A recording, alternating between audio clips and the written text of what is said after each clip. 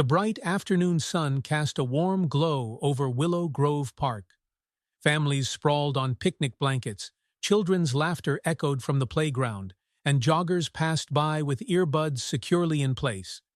It was a scene of harmony, a slice of suburban perfection. But today, a storm was brewing beneath the tranquil facade, and its epicenter was about to unfold on a park bench. This story is one of mistaken judgment, raw emotions, and the power of redemption.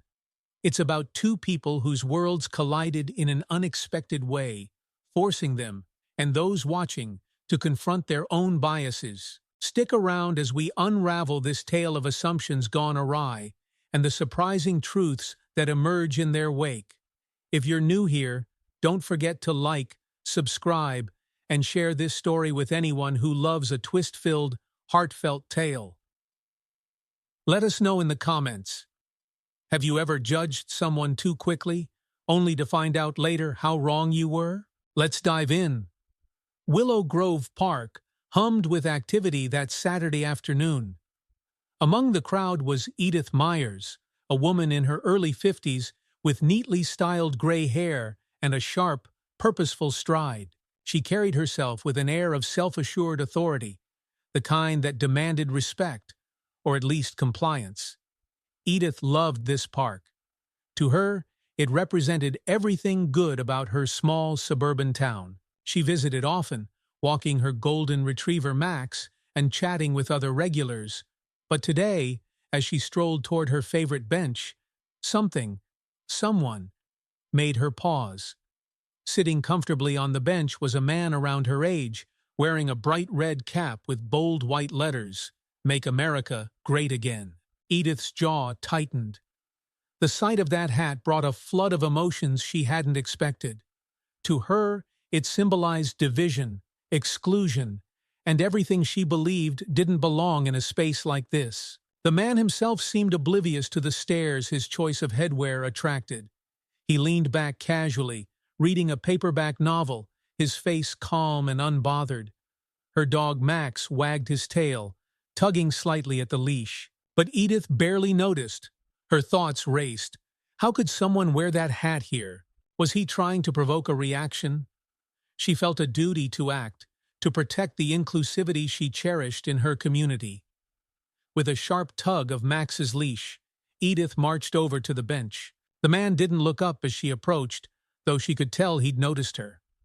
His grip on the book shifted, but he remained seated, turning another page. "Excuse me," Edith said sharply, her voice cutting through the ambient noise. The man glanced up, his expression neutral. "Yes? I think you know why I'm here," she snapped. "That hat. It's offensive. You shouldn't be wearing it in a place like this. It makes people uncomfortable." The man blinked, setting his book down slowly. He straightened, meeting her gaze evenly. "I'm just sitting here, reading my book. I'm not bothering anyone." "Well, you're bothering me," Edith retorted, her tone rising. "This is a public park, a place for everyone. That hat represents hate, and it doesn't belong here." Several heads turned toward them, curious onlookers drawn by the escalating tension. Some muttered amongst themselves. A few began recording on their phones. The man sighed, brushing a hand over his salt and pepper beard. "Ma'am," he said calmly, "I'm just enjoying the day. I'm not here to argue." "Then take the hat off," Edith demanded. The man leaned back slightly, his calm demeanor unwavering. "I think we both know I have the right to wear whatever I choose," he said. Edith's face flushed with frustration. She wasn't used to being dismissed, especially not in front of a growing audience. "People like you," she said, her voice dripping with disdain, "are the reason this country is so divided." The man tilted his head as if considering her words. Then he simply replied, "And people like you are the reason it stays that way." The crowd let out a collective gasp, murmurs rippling through the gathering. Edith's hands trembled. She could feel the eyes of strangers on her, some sympathetic, others judgmental. But she wasn't ready to back down. "Enough of this," she said, pulling out her phone. "If you won't leave, I'll have someone make you. The police will handle this. The man raised his eyebrows, looking more bemused than concerned. Call them if you feel you need to, he said, gesturing calmly. I'll be here. Edith dialed 911, her voice trembling slightly as she recounted her version of events. There's a man here in Willow Grove Park being aggressive, she said, glancing back at the man on the bench. He's making people uncomfortable with his behavior and his attire. The man sat quietly, hands resting on his book, as Edith finished the call. The tension in the park thickened, the crowd buzzing with whispers and speculation. They'll be here soon, Edith said, her voice firm as she crossed her arms. Good, the man replied simply. But neither Edith nor the crowd knew that the unfolding drama was about to take a turn no one could have predicted. The tension in Willow Grove Park hung thick in the air, drawing an even larger crowd as Edith stood defiantly near the bench. Her golden retriever, Max, tugged at his leash, sensing her agitation. The man on the bench remained calm, his fingers lightly drumming on the closed paperback in his lap. He glanced at her briefly, then scanned the murmuring onlookers, his expression unreadable. Edith's heart pounded as she waited for the arrival of the police. She was resolute in her belief that she was standing up for something important. This man, with his provocative red hat, had no place disrupting the harmony of her community. I can't believe this is happening, Edith muttered under her breath. She glanced at a group of younger people filming the scene with their phones. Their amused expressions made her jaw tighten. You'll see, she called to them. When the police come, they'll take care of him. The man tilted his head slightly at her words but said nothing. He returned his gaze to the park, watching a pair of toddlers chase bubbles on the grass. I don't understand why you're so angry, he said finally, his voice low but steady. Edith turned to him sharply. You don't understand? She echoed, incredulous. That hat represents division, hate, and everything wrong with this country. It makes people feel unsafe. How can you not see that? The man leaned forward, resting his elbows on his knees. It's a hat, he replied evenly. It means different things to different people. I'm not here to make anyone unsafe. Spoken like someone who's never been on the receiving end of what that hat stands for, Edith shot back, her voice rising. Several people in the crowd whispered among themselves. A few shook their heads at Edith's words, while others nodded in quiet agreement. The divide in the park was becoming palpable. The distant wail of police sirens interrupted the growing tension. Edith felt a surge of relief. Finally, someone in authority would validate her concerns. She glanced at the man on the bench, expecting some sign of nervousness or guilt, but he remained composed, adjusting his glasses as he waited. The police cruiser pulled up to the edge of the park.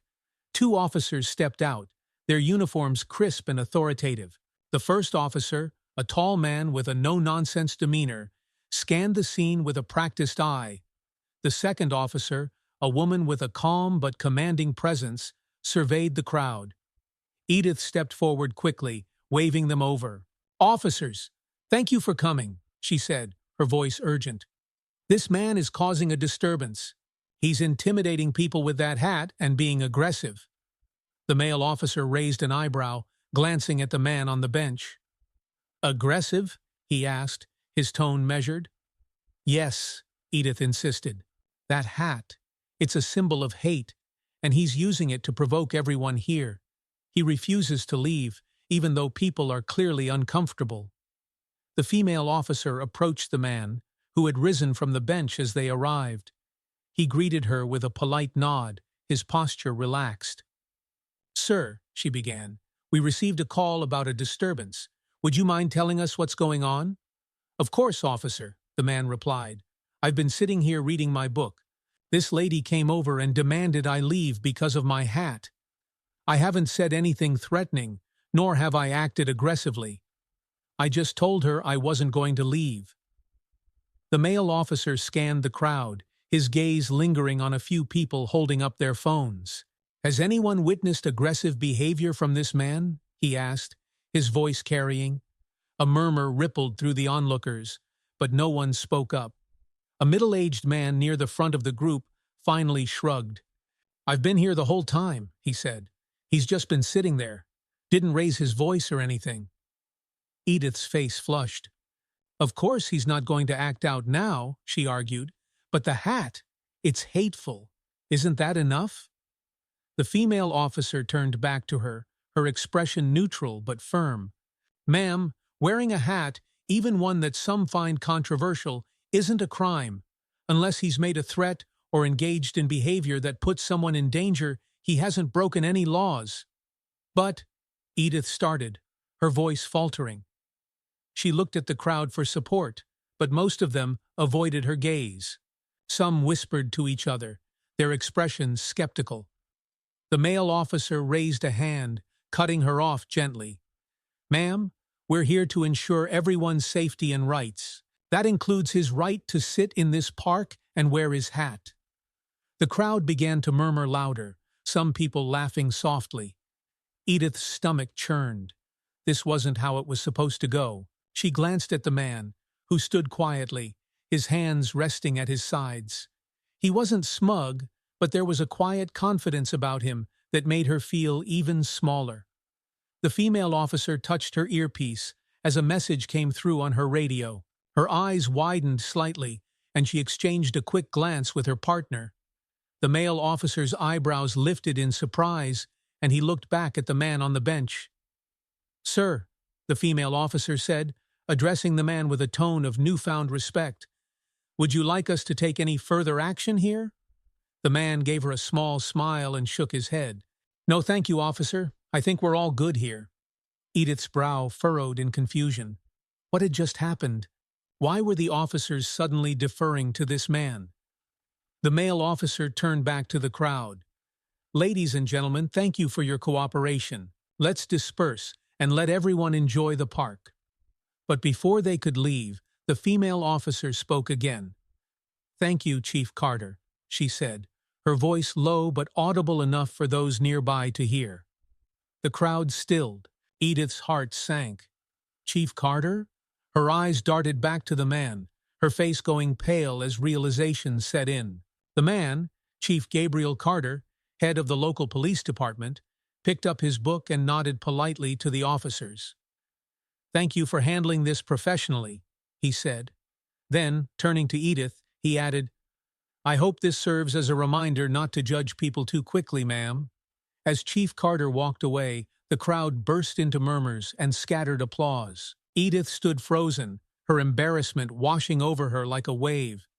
She had called the police on the police chief, and everyone had seen it. Edith stood in the middle of the park, her legs rooted to the ground as the crowd around her began to disperse. She could hear the soft murmurs of onlookers, the occasional burst of laughter, and the unmistakable sound of phones clicking as people snapped pictures of her. Her mind replayed the last few minutes on an endless loop. The officer's shift in demeanor, the respectful nods toward the man she had accused, and the words that still echoed in her ears. Chief Carter. Her cheeks burned with humiliation as she watched him walk away, his red hat still perched firmly on his head. The calm confidence in his stride contrasted sharply with her own trembling hands, which gripped Max's leash as though it were a lifeline. "Hey, lady!" someone called out, their tone mocking. "Next time, maybe check who you're calling the cops on." A ripple of laughter followed the comment, and Edith felt her stomach churn. She tightened her grip on Max's leash and forced herself to walk, her head down, her heart pounding. The drive home was a blur. Edith barely noticed the cheerful decorations of her neighborhood or the familiar sight of her house, nestled at the end of a quiet cul-de-sac. She parked the car and sat for a moment, her hands gripping the steering wheel as if steadying herself. She'd always thought of herself as someone who stood up for what was right. Her life was a series of small acts she believed contributed to the betterment of her community. Organizing food drives, hosting neighborhood meetings, and volunteering at the local shelter. But today, Those good deeds felt hollow in the face of her actions at the park. Max whined softly from the back seat, breaking her from her thoughts. "All right, boy," she said, her voice shaky as she opened the door. "Let's get you inside." The rest of the day passed in a haze of embarrassment and self-recrimination. Edith avoided her phone, too afraid to look at social media, though she suspected what she'd find. Instead, she busied herself with small tasks, tidying the kitchen, folding laundry, and watering her plants. But no matter how hard she tried to distract herself, her mind kept circling back to the same question. How could I have been so wrong? Her indignation had felt so justified in the moment. The sight of that hat had triggered something deep within her, a rush of memories and emotions that clouded her judgment. To Edith, it wasn't just a hat. It was a statement, a flag for beliefs she couldn't condone. But that man, Chief Carter, hadn't acted in a way that aligned with her assumptions. He hadn't raised his voice or challenged her directly. Instead, he had remained composed, even polite, as she berated him in front of dozens of strangers. And in the end, he hadn't needed to defend himself. The truth of who he was had spoken louder than any argument could. That evening, as Edith sipped a cup of tea, she finally mustered the courage to check her phone. Notifications flooded her screen. Texts, missed calls, and countless alerts from social media. She opened her messaging app first. A text from her closest friend, Marjorie, sat at the top. "Marjorie, Edith, are you okay? I saw the video. Call me when you can." Edith's stomach sank. She opened her social media app reluctantly, her fingers trembling. Her worst fears were confirmed. The incident had gone viral. Clips of her confrontation with Chief Carter were everywhere, shared with captions like, "Karen calls the cops on the police chief," and "This is why you think before you act." Comments poured in beneath each post, ranging from mocking memes to harsh criticism. One post in particular caught her eye. It was a video of the exchange, filmed by someone standing nearby. The camera panned to her flushed face as she demanded that the man leave, then zoomed in on Chief Carter as the officers addressed him by title. The crowd's collective gasp and her own stunned expression were perfectly captured. The comments were relentless. "She really thought she was doing something, huh? Imagine calling the cops and finding out he's their boss." This is the perfect example of judging a book by its cover. Edith closed the app quickly, her chest tightening. She set her phone down and leaned back in her chair, closing her eyes as tears threatened to spill. The following days were a blur of avoidance and reflection. Edith stayed indoors, leaving only to walk Max early in the morning or late at night, when she was less likely to run into anyone. Even her neighbors seemed to avoid her. The usual friendly waves were replaced with awkward glances and hurried steps. But amidst the shame and regret, a seed of self-awareness began to take root. Edith replayed the events at the park over and over in her mind, examining each moment through a different lens.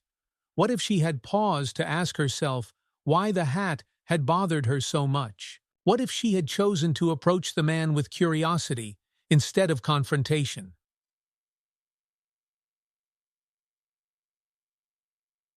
On the third day after the incident, Edith made a decision. She couldn't undo what had happened, but she could try to make amends. Gathering her courage, she picked up the phone and called the local police station. "Greenfield Police Department," a cheerful voice answered. "How can I assist you?"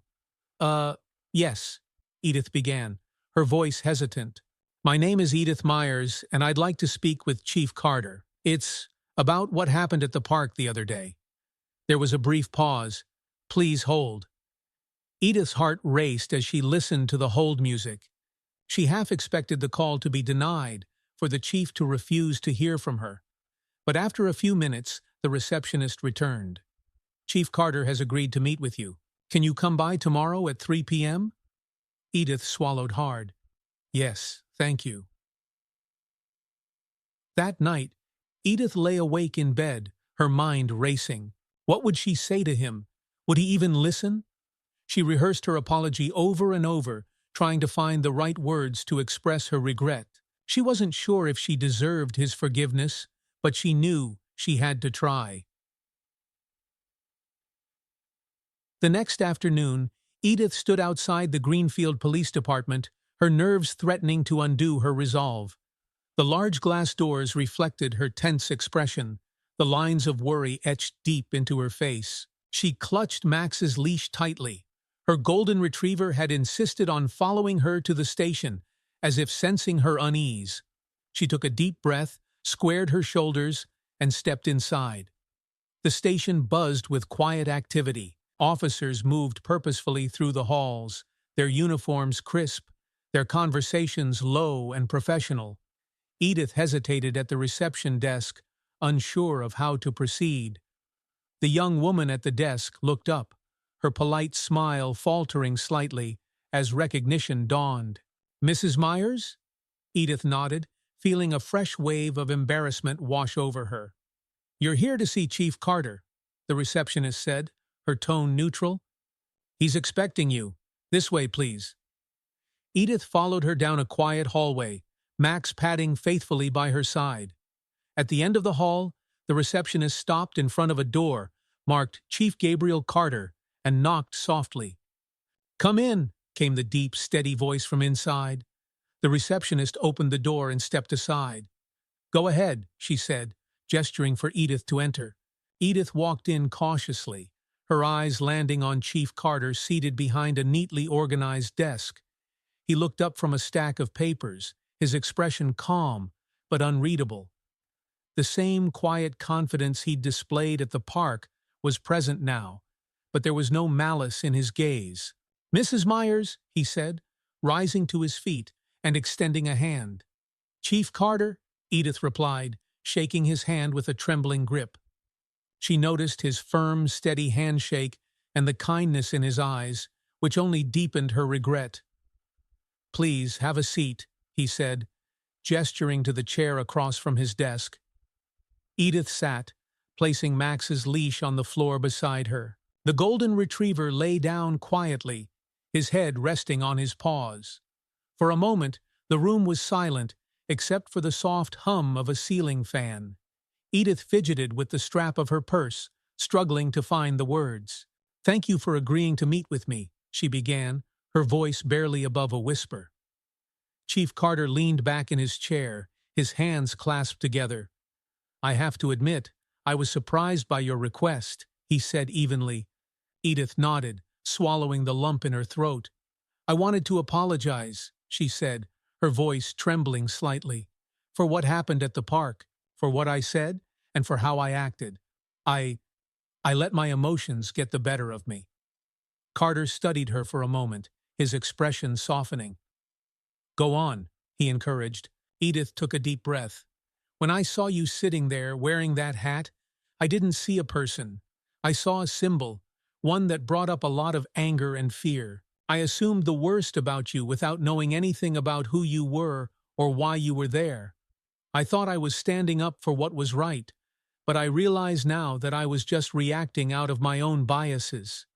Tears welled up in her eyes as she continued. "I made a scene. I embarrassed myself, and worse, I disrespected you. I'm so sorry, Chief Carter. You didn't deserve that." Carter leaned forward, resting his elbows on the desk. His gaze was steady, but there was no anger in it, only a quiet patience.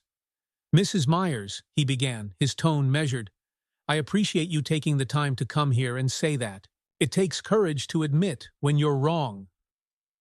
Edith's eyes widened slightly, surprised by his gentle response.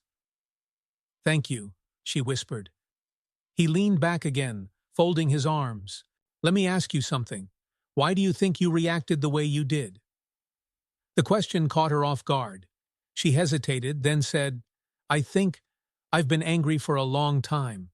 About the state of the world, about how divided everything feels. That hat, it's become a symbol of all those things I hate. But I realize now that I let that anger blind me. I saw the hat, not the person wearing it. Carter nodded thoughtfully. That's an honest answer, he said. And you're not alone in feeling that way. But here's the thing. When we let our assumptions define how we treat people, we close the door to understanding. That's when division really takes root. Edith nodded, tears streaming down her face now. You handled the situation with so much grace, she said. I don't know if I could have done the same in your position. Carter smiled faintly. It wasn't easy, he admitted, but I've learned that staying calm, even when someone else isn't, is the best way to diffuse tension. And honestly, I've faced worse confrontations in my line of work. Edith managed a small, shaky laugh at his attempt to lighten the mood. Still, she said, you didn't have to be so patient with me. And you certainly didn't have to agree to this meeting. I'm grateful that you did. Carter glanced down at Max, who wagged his tail slightly, as if sensing the shift in tone. We all make mistakes, Mrs. Myers, he said. What matters is what we do after. I can see that you're trying to make things right, and that means something.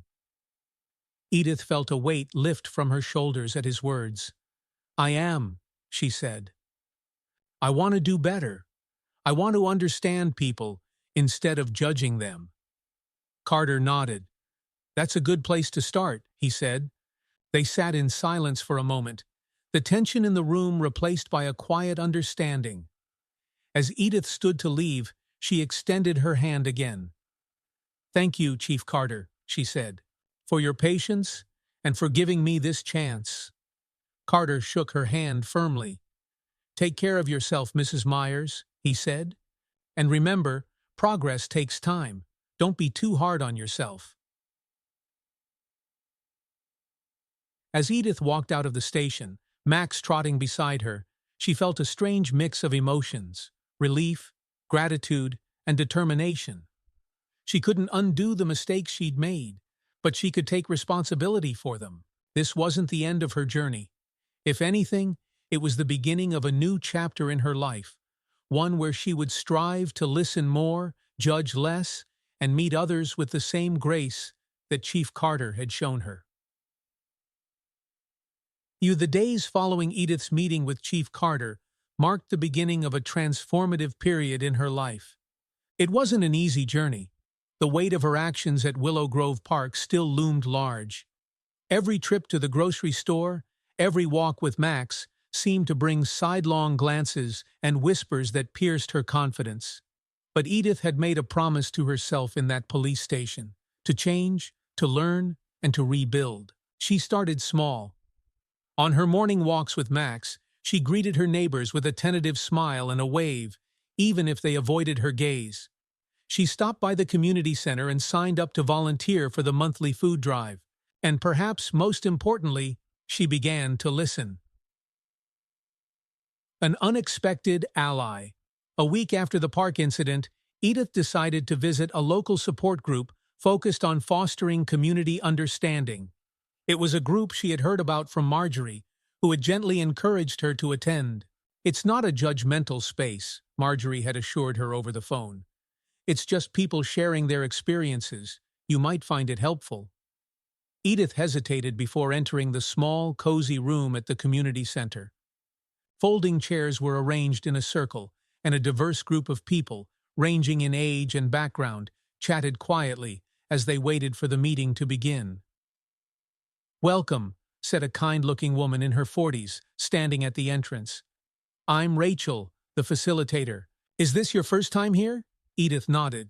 Yes, I'm not sure what to expect. Rachel smiled warmly. That's okay. We're glad you're here. Just listen if you want, or share when you're ready. Edith took a seat, Max lying obediently at her feet. As the meeting began, she heard stories from people who had faced discrimination, struggled with their own biases, or worked to overcome misunderstandings in their lives. When it was her turn to speak, Edith hesitated, her fingers gripping the armrest of her chair. I made a mistake, she began, her voice trembling. A public one, and it's forced me to look at myself in ways I wasn't ready for. She told them about the park, about Chief Carter, and about the viral video that had upended her life. As she spoke, the weight on her chest seemed to lift slightly.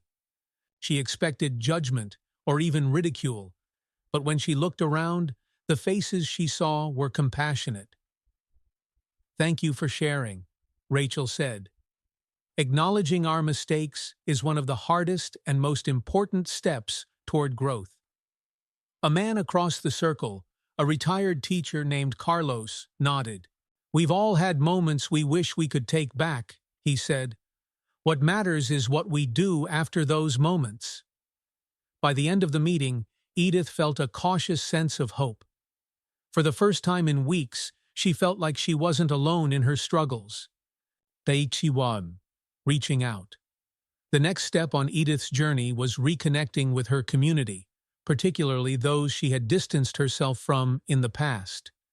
This included neighbors she had once dismissed, friends she had grown apart from, and even people she had unintentionally hurt. One such person was a young mother named Leah, who lived 2 doors down. Leah had always been friendly, but Edith had often dismissed her as too different to form a meaningful connection with. One morning, Edith saw Leah in her front yard, playing with her toddler, Mia. Summoning her courage, Edith approached. "Good morning, Leah," she said, her voice tentative. Leah looked up, a bit surprised. "Oh, good morning, Edith." Edith hesitated, then said, "I wanted to apologize. I think I've been distant, and I regret that. If you ever need a hand with anything, I'd like to help." Leah's expression softened. "Thank you, Edith. That means a lot." They chatted briefly, and by the end of the conversation, Edith felt a glimmer of connection. It wasn't much, but it was a start. The internet never forgets. While Edith worked on rebuilding her relationships offline, the online world was less forgiving.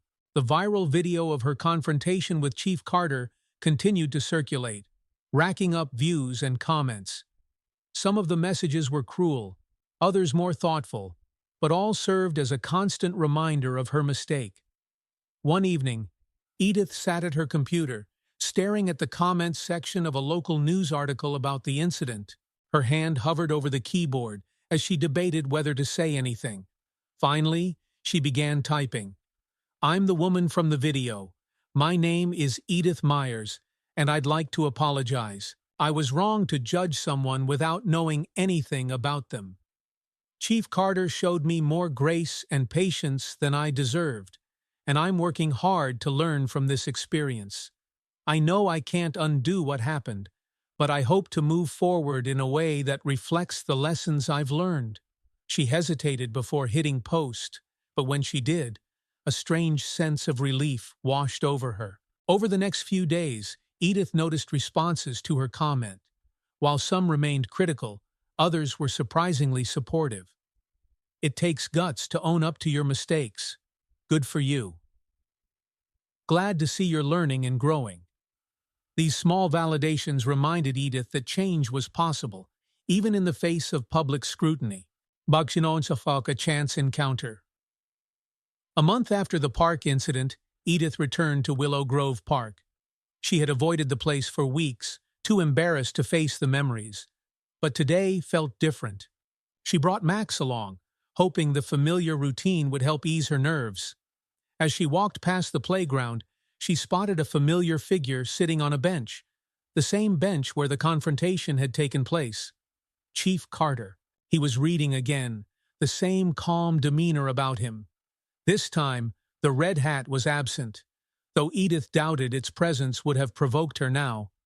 Summoning her courage, she approached. "Chief Carter," she said softly. He looked up, his expression turning to one of mild surprise, then recognition. "Mrs. Myers," he said. "Good afternoon."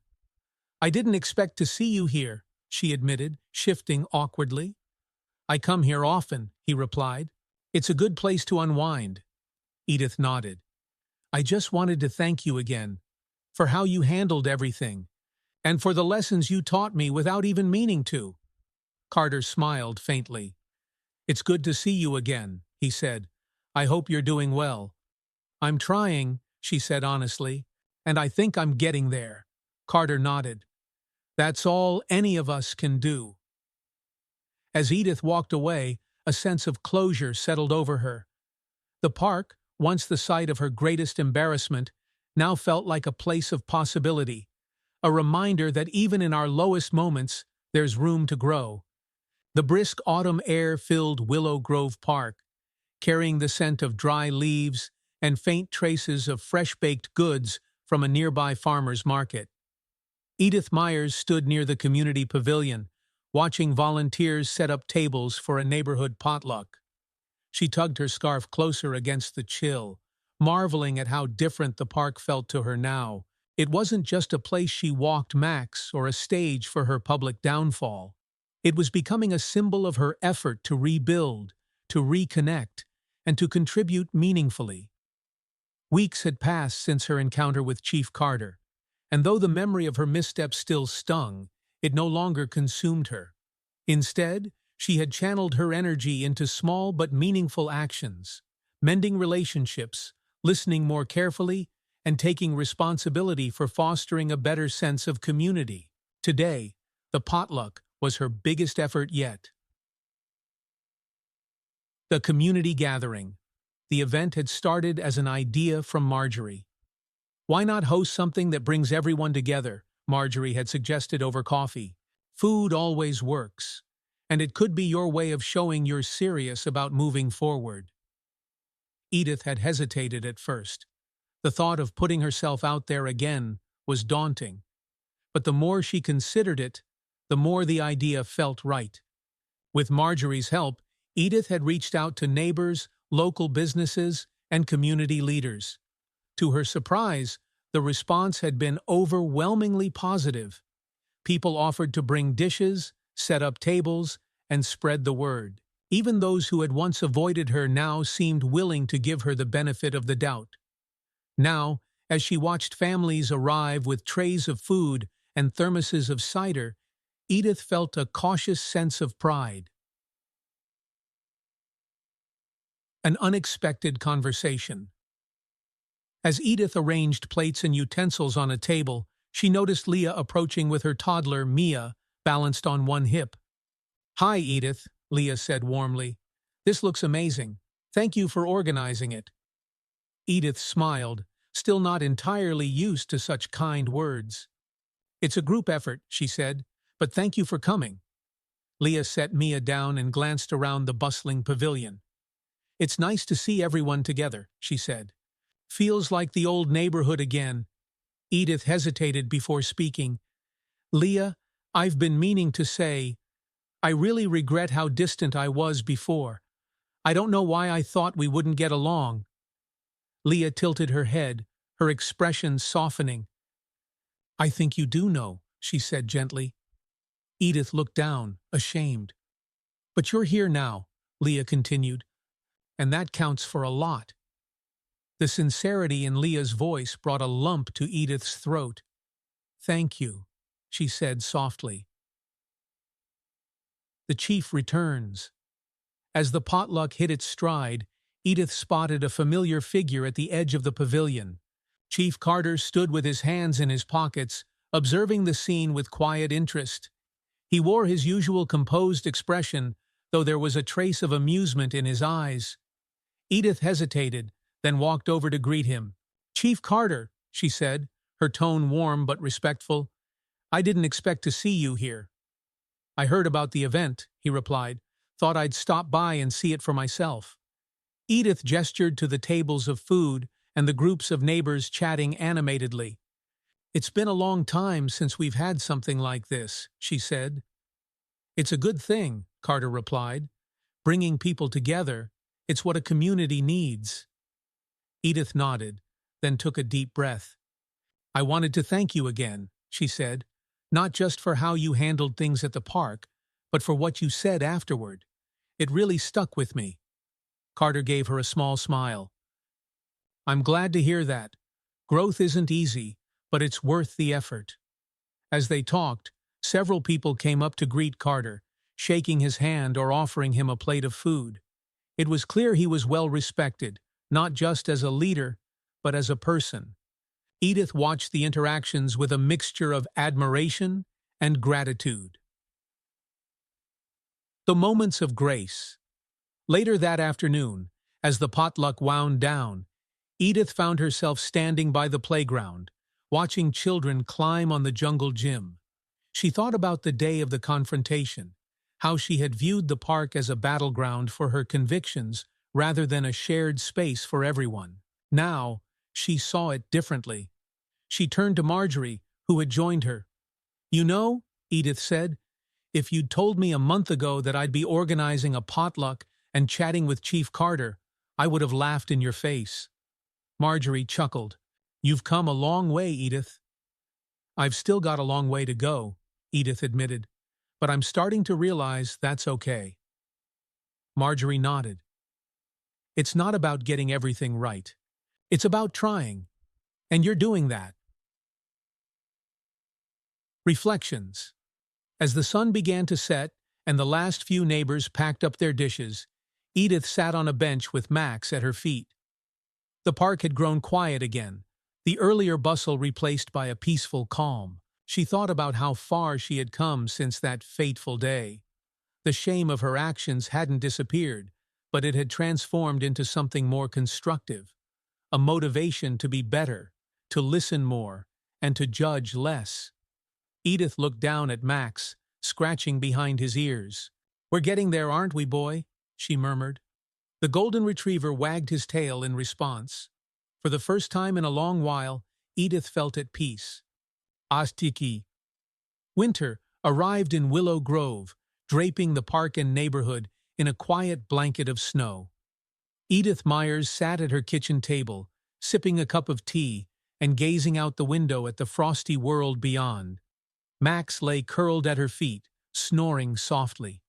The stillness of the morning gave Edith a rare moment to reflect.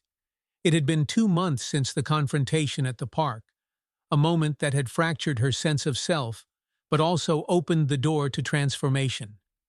She thought back to the viral video, the ridicule and the shame she had endured in the aftermath. It all felt distant now, like a storm she had weathered and emerged from with scars, but also strength. Her phone buzzed on the table, interrupting her thoughts. It was a text from Marjorie. "Marjorie, don't forget about the meeting tonight. They're counting on you." Edith smiled faintly. It was hard to believe how much her life had shifted since that fateful day. The voice of change. That evening, Edith walked into the Willow Grove Community Center for the monthly meeting of the Bridges Project, a group she had helped organize to promote dialogue and understanding in the neighborhood. The room was already buzzing with energy as people filed in, chatting and greeting one another warmly. Edith spotted Leah setting up a projector at the front of the room. "Need a hand?" she offered, stepping up to help. Leah grinned. "Thanks. I think I've got it, though." As Edith took her seat, she glanced around the room, marveling at the diversity of faces. There were seniors like herself, young parents, teenagers, and even a few newcomers to the neighborhood. The group had grown quickly since its inception, drawing people who were eager to bridge the divides that had once seemed insurmountable. When it was her turn to speak, Edith stood and faced the group, her hands trembling slightly, but her voice steady. "Good evening," she began, her gaze sweeping the room. "I want to thank you all for being here tonight. When we started the Bridges Project, I wasn't sure if anyone would show up, but seeing all of you here gives me hope. Hope that we can build something better together." She paused, gathering her thoughts. "A few months ago, I made a mistake," she continued. "I acted out of anger and judgment, and I hurt someone who didn't deserve it. But that mistake taught me something valuable, that listening and understanding are more powerful than assumptions or anger. That's what this group is about, creating space for those conversations, for those connections." The room erupted into applause, and Edith felt a swell of gratitude. This was what she had been working toward. Not redemption for its own sake, but the chance to make a real difference. A surprise guest. As the meeting wrapped up, the door to the room opened, and Chief Carter stepped inside. Heads turned as he walked in, his presence commanding but approachable. He greeted a few familiar faces as he made his way toward Edith. "Chief Carter," she said, surprised but pleased. "What brings you here tonight?" "I heard about the Bridges project," he said, his tone warm. "Thought I'd come see it for myself." Edith gestured to the room, where people were lingering in small groups, chatting and exchanging ideas. "This is all thanks to the community," she said. "I'm just helping steer the ship." Carter smiled. "It's good work, Edith, and it's making a difference." His words carried weight, and Edith felt a lump form in her throat. She hadn't expected this acknowledgement, but it meant more than she could express. "Thank you," she said softly. The ripple effect. In the weeks that followed, the Bridges project gained momentum. The group organized workshops on topics like bias, empathy, and effective communication. They hosted events celebrating the neighborhood's cultural diversity, bringing together people who might never have crossed paths otherwise. Edith took pride in the small victories: a neighbor reconnecting with an old friend, a teenager finding a mentor, a misunderstanding resolved through dialogue. These moments reminded her why she had started this journey and reinforced her commitment to seeing it through. A visit to the park one crisp spring afternoon, Edith found herself back at Willow Grove Park, sitting on the same bench where the confrontation had taken place. This time, the air felt lighter, the memories less sharp. She watched children playing on the swings, couples strolling hand in hand, and families sharing picnic lunches. Max lay at her feet, his tail wagging lazily. "Feels different now, doesn't it, boy?" Edith murmured, scratching his ears. As she sat there, a young woman approached, holding a toddler by the hand. Edith recognized her from the Bridges project meetings. "Hi, Mrs. Myers," the woman said, smiling. "Mind if we sit?" "Of course not," Edith replied, moving over to make room. They chatted for a while, exchanging stories about their families and their experiences in the neighborhood. As they talked, Edith felt a deep sense of connection, a reminder of how far she had come and how much she had gained by opening herself up to others. Closing the chapter, that evening, as Edith sat on her porch watching the sunset, she reflected on the journey that had brought her here. The park incident had been a painful turning point, but it had also been a gift, a chance to learn, to grow, and to become part of something larger than herself. She wasn't perfect, and she knew she never would be. But she had learned to embrace the imperfections, to see them as opportunities rather than failures. As the sky faded to twilight, Edith whispered a quiet prayer of gratitude for the lessons, for the people who had guided her, and for the hope that still bloomed within her. And for the first time in a long while, she felt truly at peace.